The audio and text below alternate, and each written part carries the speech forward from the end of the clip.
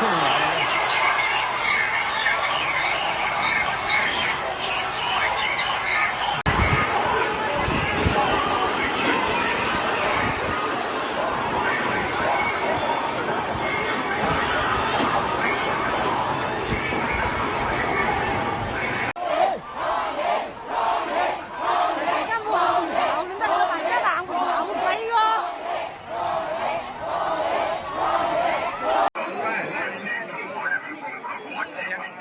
Here, thousands are on the streets protesting again. Today is March 26th, and in China, 27th. This was the deadline the Xinyi city government set for the crematorium project, and local residents went out to the streets again, demanding the order for this crematorium to be rescinded.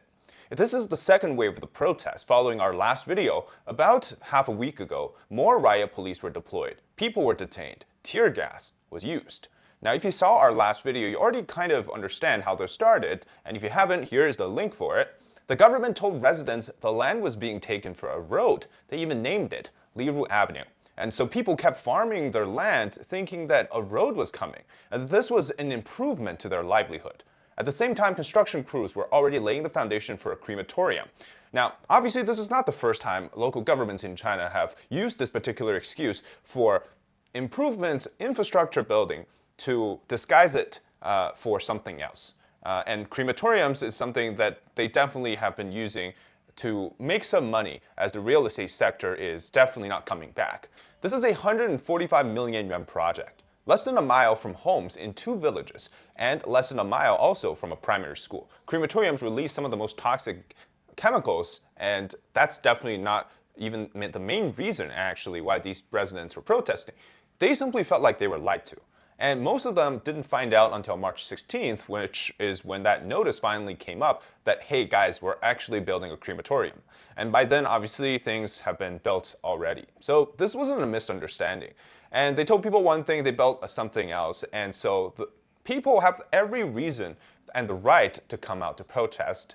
And like I mentioned in the last video, it's not a service that the government provides, it's a controlled industry. In fact, most of these are owned by the local government. Since around the 90s, the government has pushed mandatory cremation in a lot of regions. It's just ramped up over the years now. Burial traditions got overridden, especially among areas where there's a huge concentration of ethnic population. And the local governments run these facilities or control them. Every step of the way, it costs money. Cremation, urns, storage, ceremony space, all of that can be profitable for that local government. And so with an aging population, this is a long-term investment into a revenue stream. Speaking of the government's perspective, of course. So this isn't just about the land itself. It's not just about the cremation. It's really using, you're stepping on these people in these local areas everywhere in China in hopes that you can make some money. So I don't really want to make it so graphic, but imagine if people in China are like the ingredients in a blender.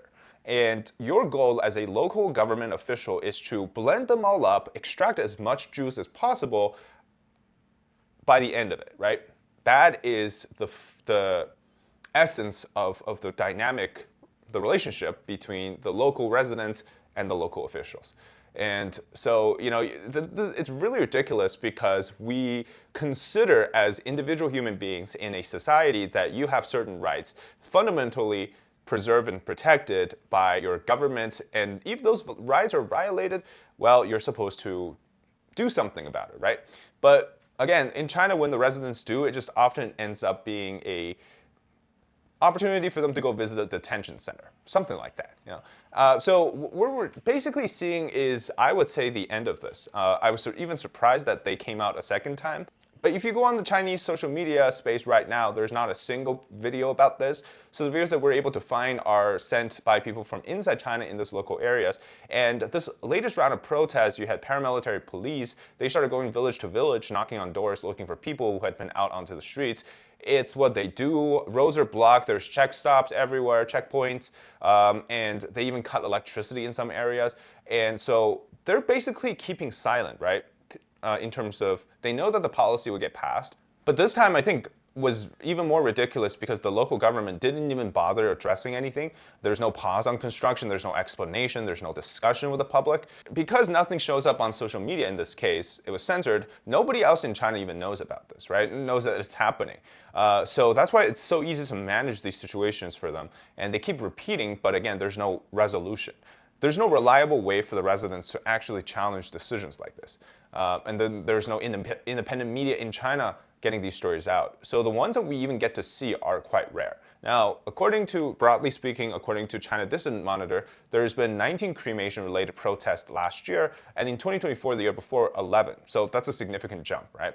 And this keeps happening because, well, obviously, more desperate a government is, the more they're willing to push this out. And because officials in China aren't elected, their career progression heavily, or if we put it into even more blunt terms, solely on economic performances, especially how they can achieve records, and that's their way to promotion.